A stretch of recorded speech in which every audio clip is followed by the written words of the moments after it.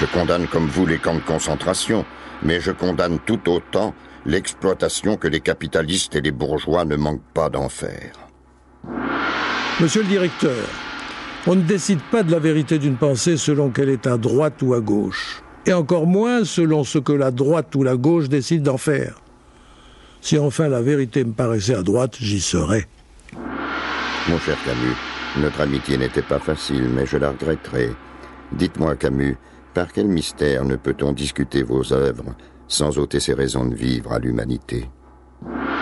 Je dis textuellement que Marx a mêlé dans sa doctrine la méthode critique la plus valable et le messianisme utopique le plus contestable. Il se peut que vous ayez été pauvre, mais vous ne l'êtes plus.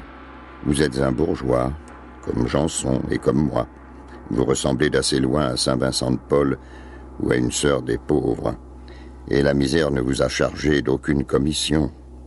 Et si votre livre témoignait simplement de votre incompétence philosophique, je n'ose vous conseiller de vous reporter à l'être et le néant. La lecture vous en paraîtrait inutilement ardue.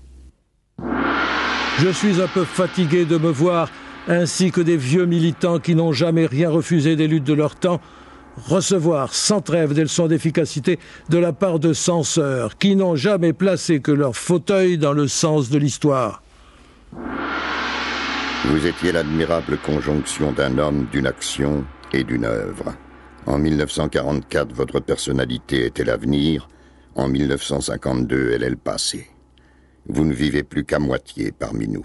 J'espère que notre silence fera oublier cette polémique.